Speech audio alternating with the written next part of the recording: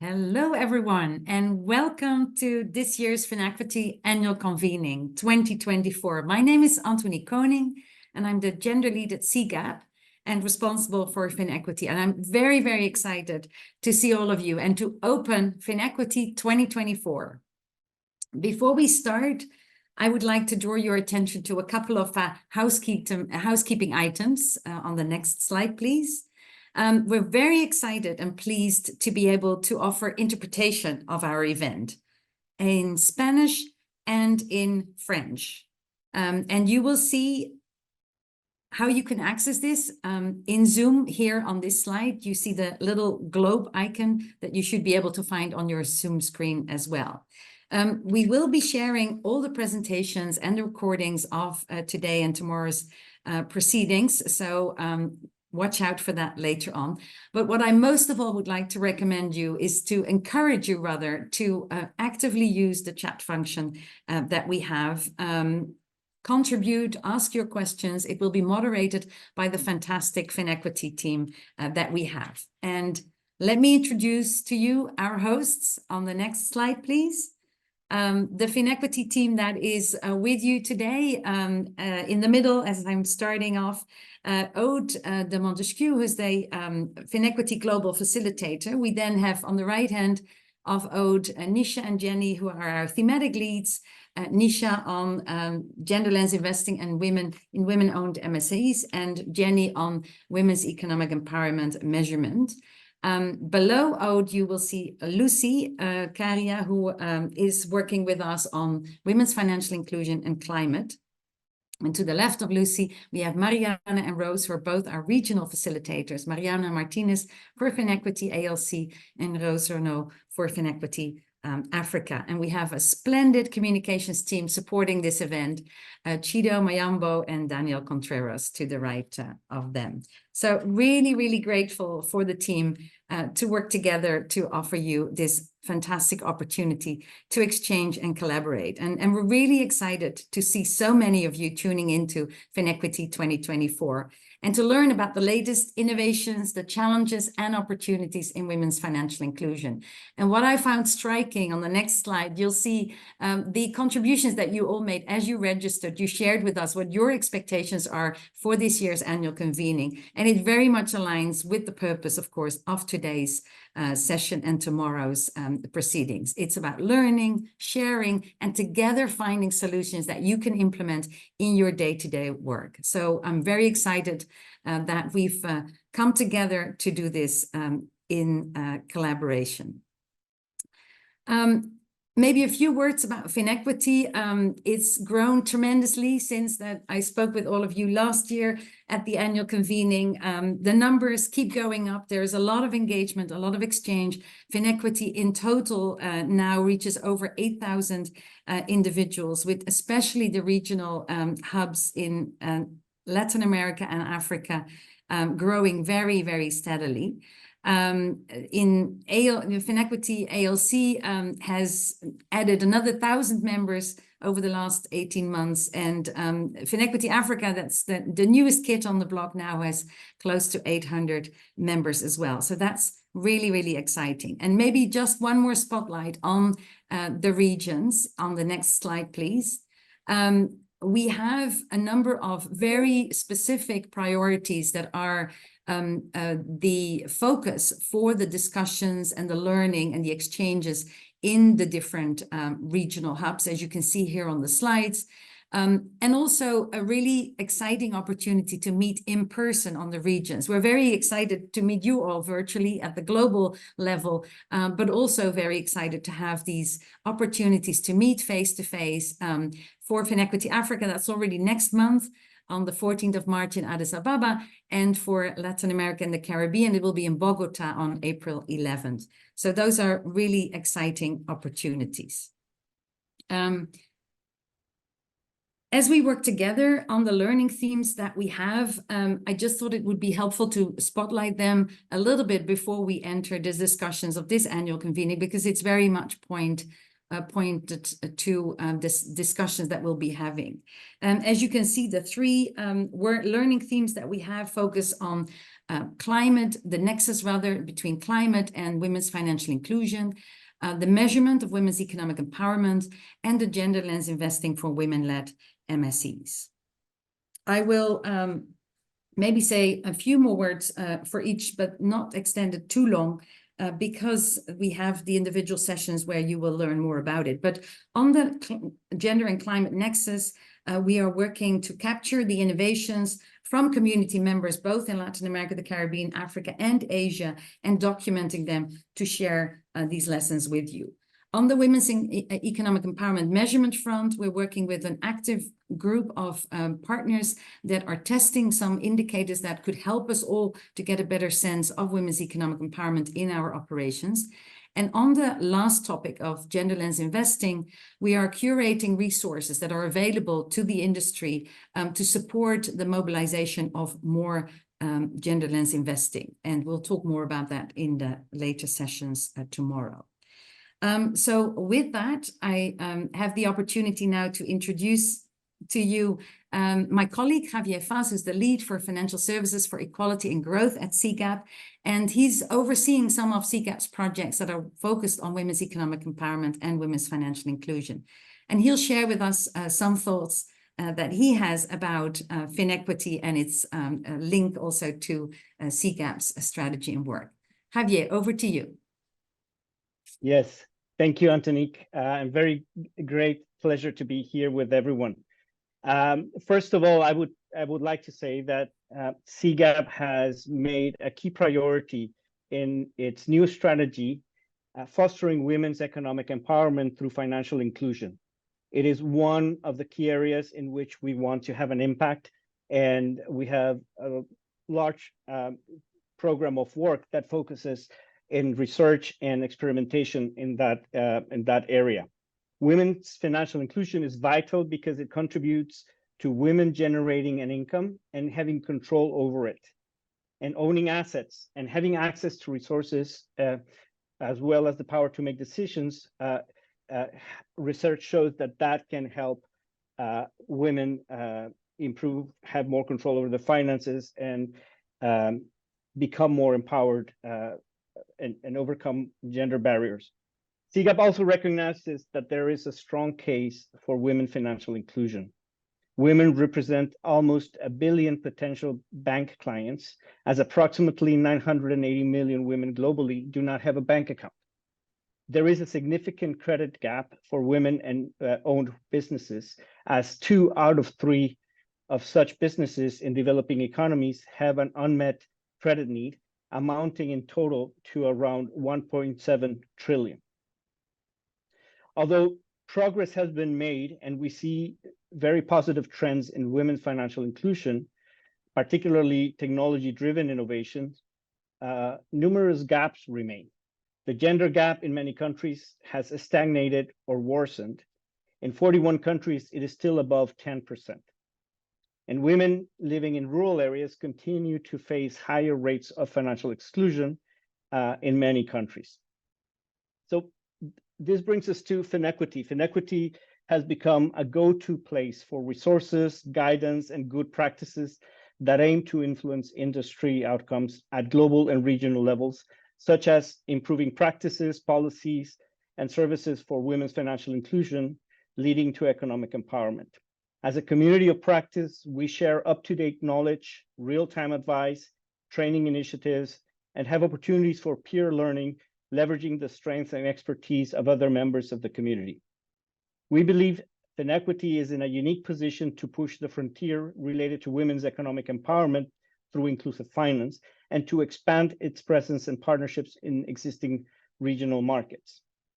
2 examples to highlight where FinEquity is using its convening power to influence practices. One is measuring women's economic empowerment. With a group of more than 20 financial inclusion practitioners, organizations, and FinEquity is driving towards a common approach and set of indicators to measure women's economic empowerment through financial inclusion. This is an example of our convening role. Another example is FinEquity's influence through the synthesis of knowledge and good practice for the industry on women financial inclusion, leading to women economic empowerment.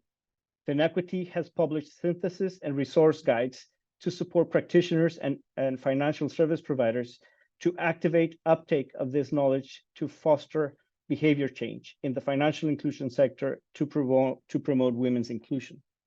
Topics covered include gender disaggregated data, digital financial literacy, gender diversity and leadership, and gender intelligent design. Finally, CGAP is committed to helping FinEquity scale.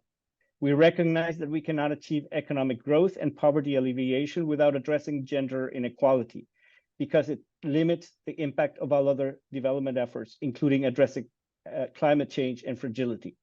And with this, Antonique, I turn it back to you. Thank you so much, Javier, and thank you so much also for your strong words of commitment. I think that's really inspiring for today and tomorrow's sessions as well. It's now time to hear from all of you. I know we have a large group of people, so we're going to do that in the most effective way possible, and that is with our Slido. And for that, I'll hand over to Rose. Rose, over to you. Thank you so much, Antonique and Xavier, for that powerful start. And good morning, good evening, everyone, from wherever you're tuning into today.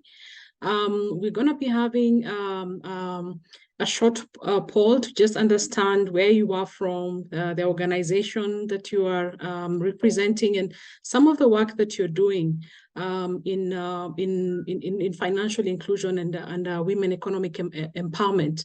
So we do have an interactive platform called Slido. So I encourage you to just to screenshot, use your smartphone to screenshot and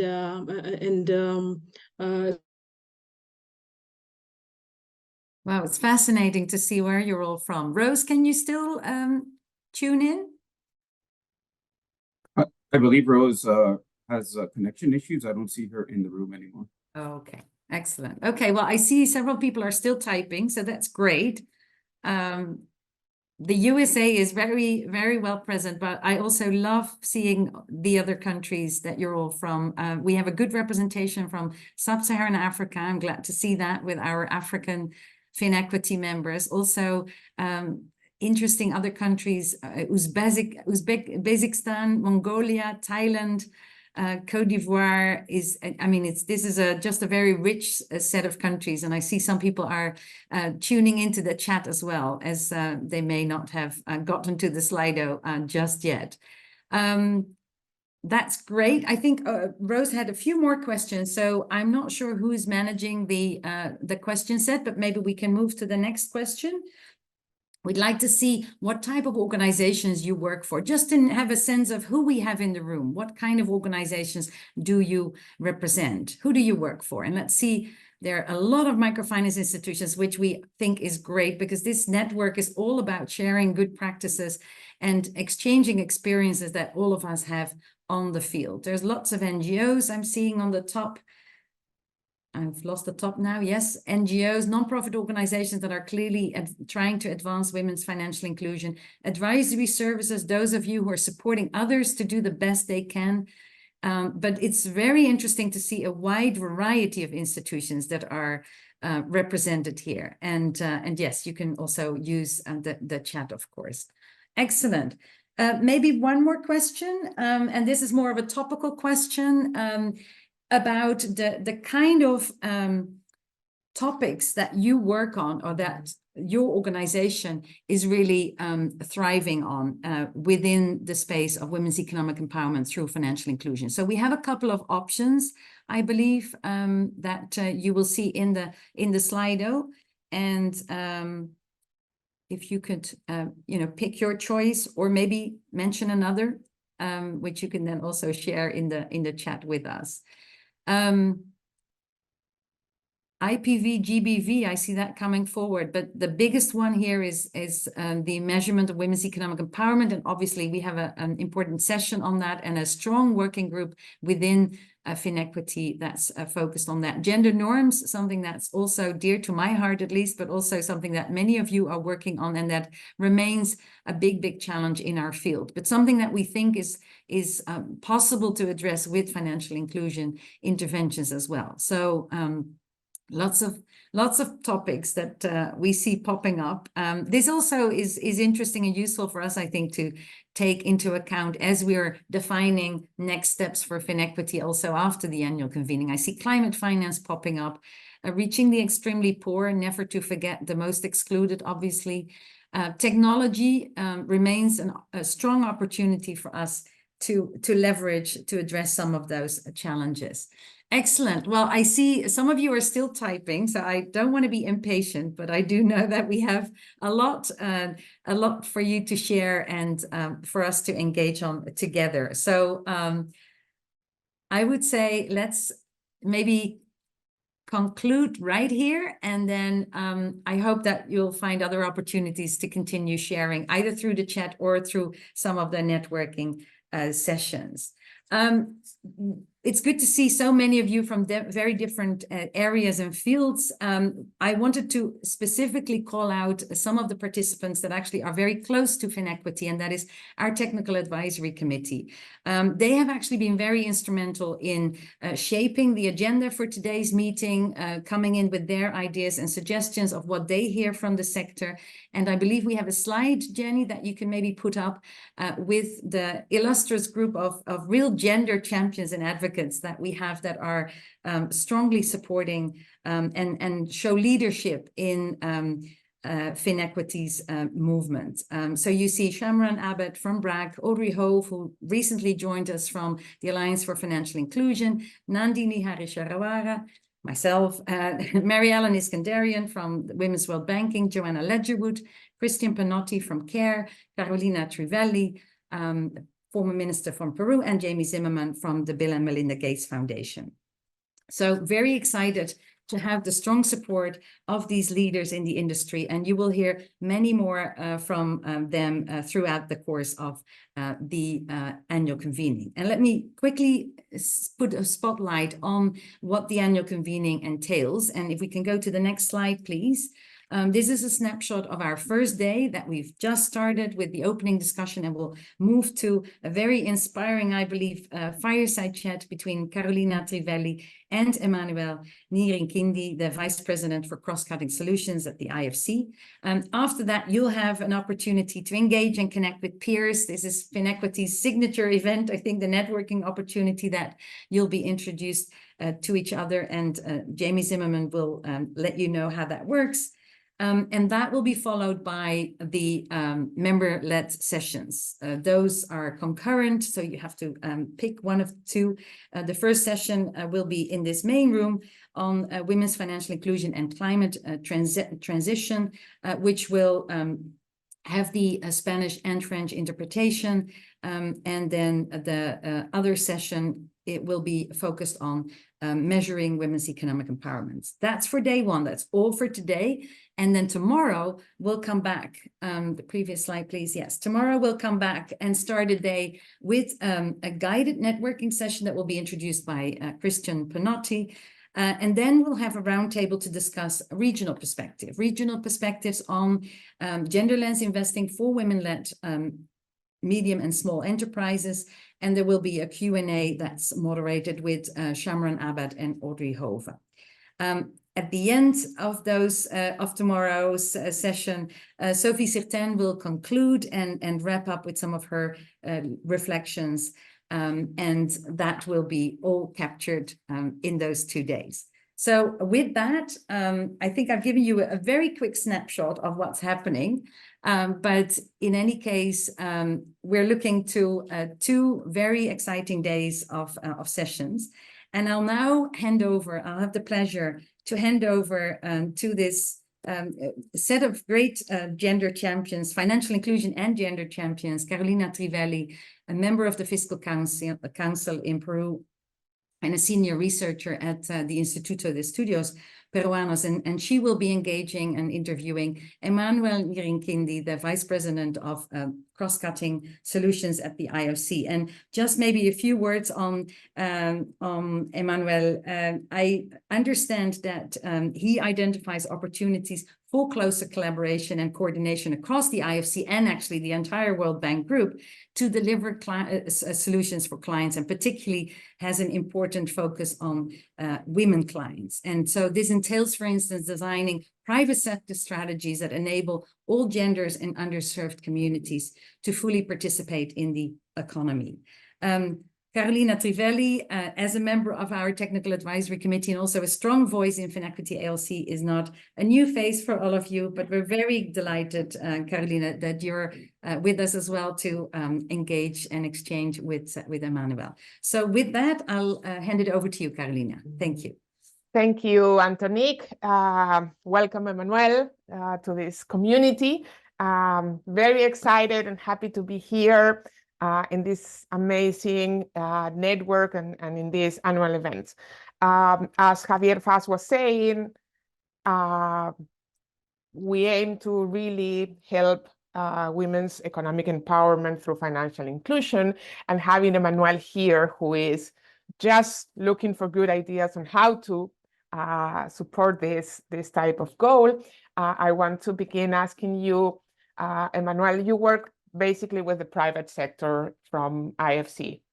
Why is women private sector participation so undervalued? What is the real potential of integrating women in the economy, and what role can play financial inclusion to obtain those benefits? So please, welcome. Thank you, and what a big honor it is for me to be here. Last year, I participated, had the great honor of listening to a hearing of mine, Graça Machel. It's wonderful to be with you in community again. So just Carolina, on your question about undervaluation. So many in the audience know the very real barriers that undervalue women's participation in the private sector. I mean, list just a few to remind us all. So less access to equal employment opportunities, less capital for women to grow their businesses, high levels of sexual violence that impact the ability of people to go to work, women being prevented from inheriting or owning land, which is a key asset for opening businesses or having a better livelihood, and less income for investing in the future. Let me just start by a fact to illustrate the magnitude of the problem. We know there is more than 1 billion, I repeat, more than 1 billion women who do not use or have access to finance. And therefore, one of the biggest, I would say, barriers to the growth of women-owned SMEs is just that lack of access to finance, which for magnitude amounts to about 1.5 trillion. We have kind of research that shows us this magnitude, right? So the good news, Carolina, is we can and we must change this, right? And I'm personally convinced that improving access for finance for individuals and businesses, particularly in emerging markets where IFC is, right, can provide these broad development gains that we want at several levels, right? So at the household level, we can help families to build assets, to manage risks, but also to increase consumption. If we expand that to individual businesses, access to finance can lead into greater rates of expansion, but also to job growth, right, which is particularly important. And then at the macroeconomic level, what we see is that better integrated financial systems increase growth and reduce inequality, which is the core objective. Now, what do we do at IFC, right? We believe we can play a critical role of increasing access, right, particularly at the household and business level, and then particularly those businesses that are owned or led by women and also underserved groups. So I'd like to illustrate with an example. We have a partnership with the Bank of Africa, right, where we invested 77 million in a risk-sharing facility. That partnership enables the Bank of Africa to scale up lending to small and medium enterprises, which also include women-owned businesses across 10 countries. What will happen with that support, and this is in Sub-Saharan Africa, where we really want to see this impact, right? So that support will go to finance about 12,000 new loans of which at least 2,000 of those loans will be to women-owned businesses. I wish it was 6,000, 10,000, or 12,000.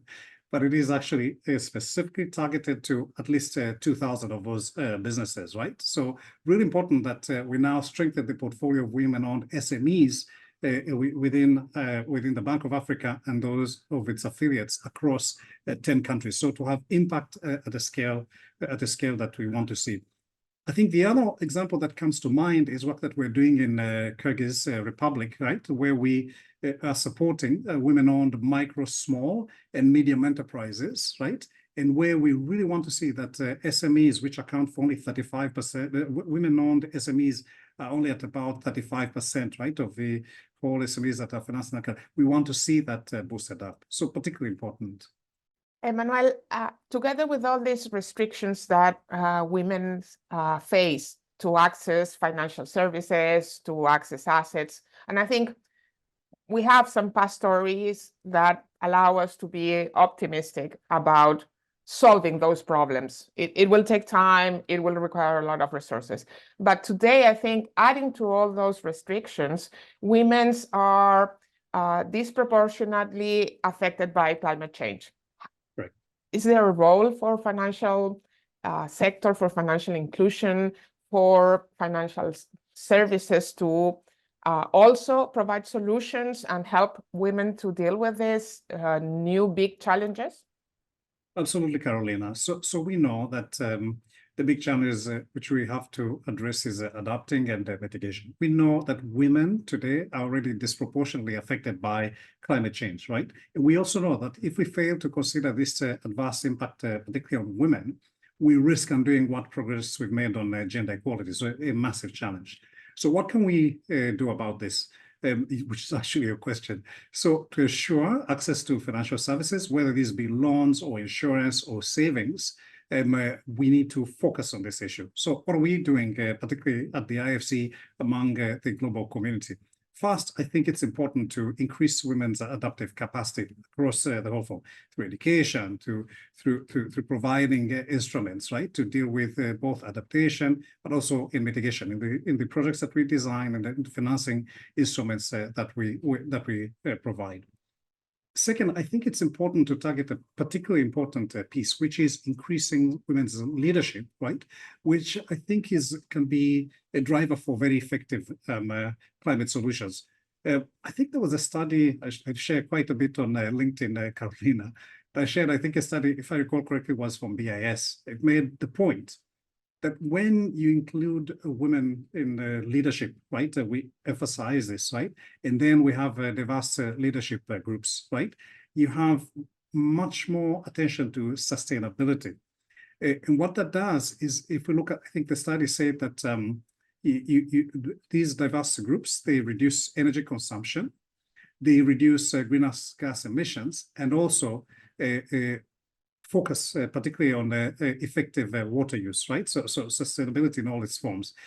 I think some data shows that banks that have more female directors, they tend to lend 10% less to farms with relatively high pollution intensity, right? So a real focus on sustainability and the effectiveness of use of resources. I think the third point I'd like to make is that financing plays a really critical role in advancing women-led businesses, right? And so we see women as entrepreneurs, what they bring as climate entrepreneurs in particular, they can contribute to greening the business sector, but also to unlocking climate innovations, which meet everyone's needs, right? But there is a constraint. We know that only 7% of private equity and venture capital is invested in women-led businesses in emerging markets, right? And globally, only 9% of climate tech venture capital is going to women founders.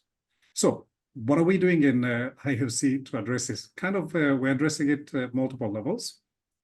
One is leveraging climate finance to support women in leadership, but then also in employment and entrepreneurship. I'll give you an example.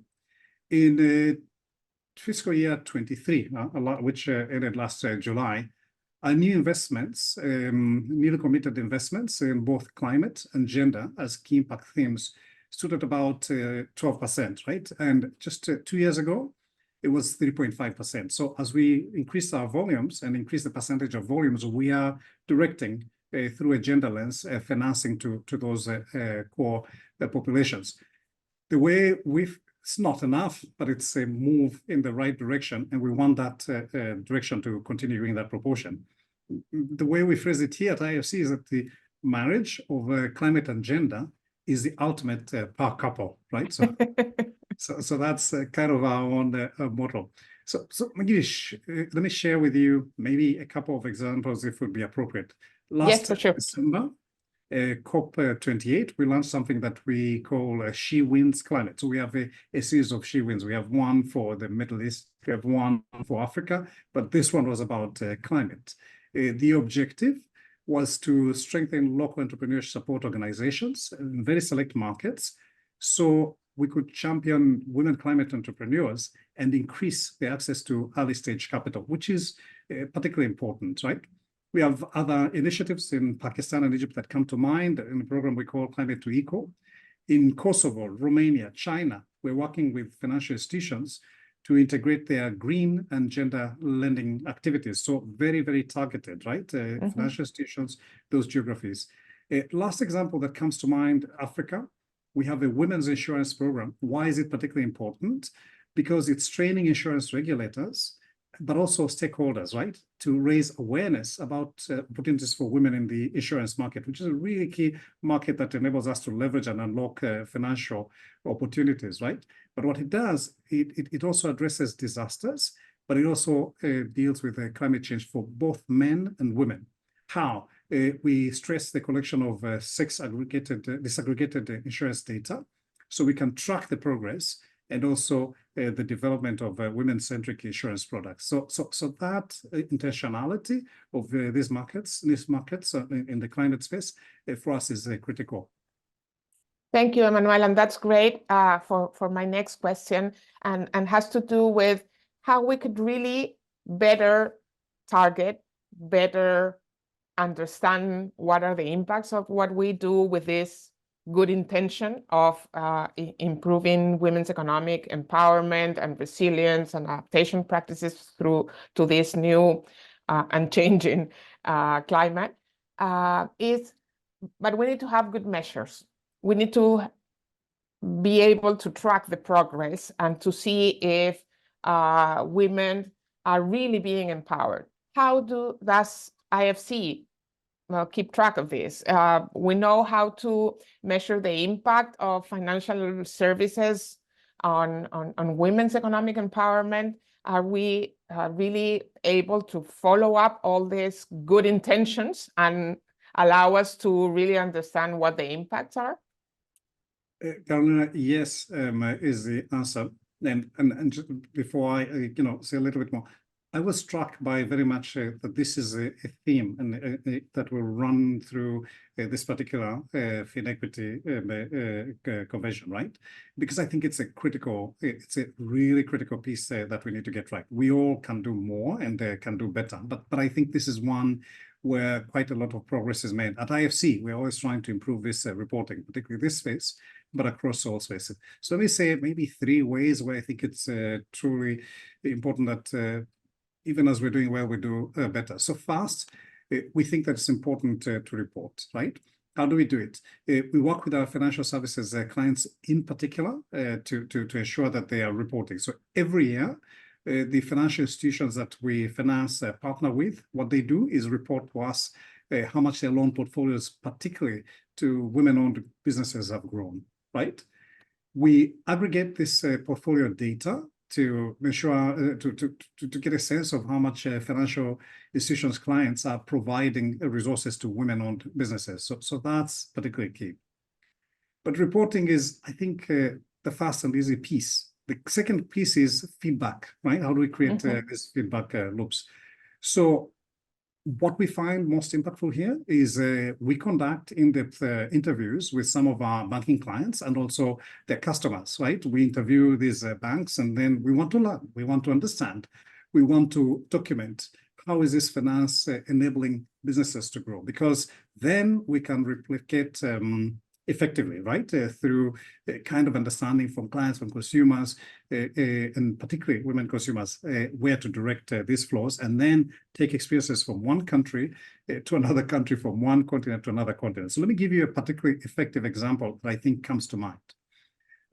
I hope it's both concrete, but also compelling, right? And this one goes to women empowerment. So about 2013, we worked with a key partner and client of IFC's, Itaú. Itaú, many of you will know it, but those of you who don't, is a financial services company that is based in Brazil, right? What we did with them was to design and implement a non-financial services-based program that was specifically targeted at women entrepreneurs. To also build a scale around that, we provided a $470 million syndicated loan, which was under Banking on Women's program, right? A program that is dedicated to increasing the financing to women. It's specifically targeted to that. And so in addition to lending to women, it also targeted to lending to women-owned SMEs, right? So this program, the Itaú Women's Entrepreneurs Program, has gone through about 3 different iterations. Remember, 2013 is 2024 now. It's about a 10-year track record of systematically, what are we doing? What's going right? How can we fine-tune that? That's kind of what we've done. The focus was working on non-financial services to do what? To inspire, to train, but also to connect women entrepreneurs. So as we look back at the end of 10 years, kind of what are our joint learnings and what's the data that we have? Is more than 350,000 women, 350,000, right? I wish it was 3.5 million. But it is already 350. We'll get there, don't worry. They have taken part in trainings, in workshops, but also in acceleration initiatives, right? Mm-hmm. And today, Itaú, hope we clap for them, is the only commercial bank that we know of that's offering a complete non-financial services program to their members. And in 2023, it was recognized as the best Latin American bank of the year, right? So a strong industry recognition for the incredible work that they've done. And let me say one last thing that I think is really important on this point, Carolina. I think it's really important that we have better data for the financial sector. Why? Because without this data about how and why women entrepreneurs borrow, save, and use money, right? Banks can't really adequately address the needs of women business owners, right? So I think it's supremely important that we have systematic, sex disaggregated data at the national level to facilitate decision-making. And for us, a critical partner, right, is the Wi-Fi group within the bank group, but which is a multi-stakeholder grouping, which have devised this new We Finance Code. And I know there'll be more spoken about that in the next 2 days. But I think this is really important. Why? Because it allows us to produce and deploy sex disaggregated data at a national level. This Wi-Fi code will address and stress closing the financial data gaps, right, that affect women entrepreneurs. So enabling us to hone in, zoom in, and actually use data to address a key space and address our interventions, right? So we think that the power of this Wi-Fi code, the finance code, is to bring the financial ecosystem together, but also to facilitate and incentivize increased lending to women entrepreneurs, which is what we're all aspiring to. Thank you, Emmanuel. That is key for advancing all our work in women's financial inclusion and in women's economic empowerment. But I want to ask you something that sometimes is not that easy. You talk a lot about leadership, and I cannot agree more. And we are all in this community really pushing for more space for women's leadership in the financial sectors, in the policy advice, in the policy implementation, just to be sure that we have not only the opinion, the voice, the minds, the creativity, the innovation of these leaders, but also to begin changing the board of a banking system, the governance of the financial sector in one country could really have an impact and affect the opportunities of women.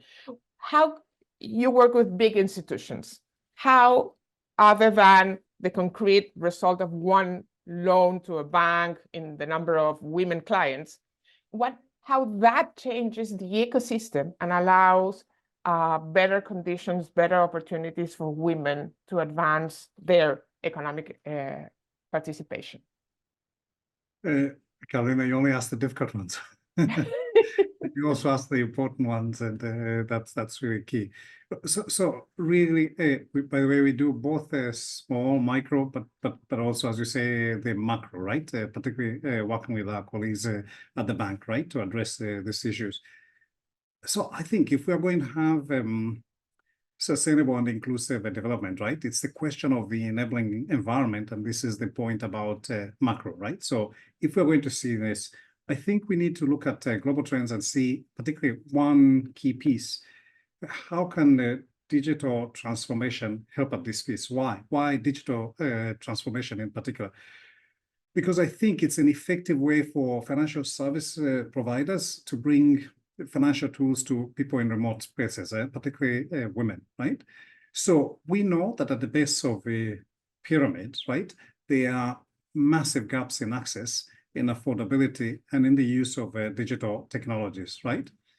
We've seen the evidence shows that if you're going to have a responsible digital, if you can have responsible digital financial services, right, we can increase formal participation in the economy. And we can address this issue I raised at the beginning, right, of how can we boost financial account ownership, right, which is key for participation as a consumer, as an employee, but also as an entrepreneur, right? And then increase the volume, but also the value of formal financial activity, right? So in this space, I think there's key partnerships that we need to have. We need regulators, we need telecoms operators, but also we need financial institutions to address legal and also to address regulatory aspects so that we can leverage technology to facilitate greater financial inclusion at scale, right? So that's going to be key. I think we need changes in regulations and changes in law that allow credit bureaus or it's even movable collateral registries, right, to fully engage with women with the assets that they have on hand, right? And those might not be financial. So for example, in Sri Lanka, we know women commonly hold their wealth in gold jewelry, and banks are beginning to accept this as a collateral for loans, right? So alternative collateral systems require good policies, but also they require functioning legal systems to ensure ongoing enforcement, right?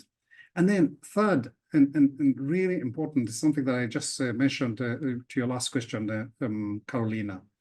Central banks and financial institutions, they are really key to helping the whole system address sex disaggregated data, right? So that piece, if we don't know how we are transforming the lives of women through data, I think we are much less impactful than we can and should be.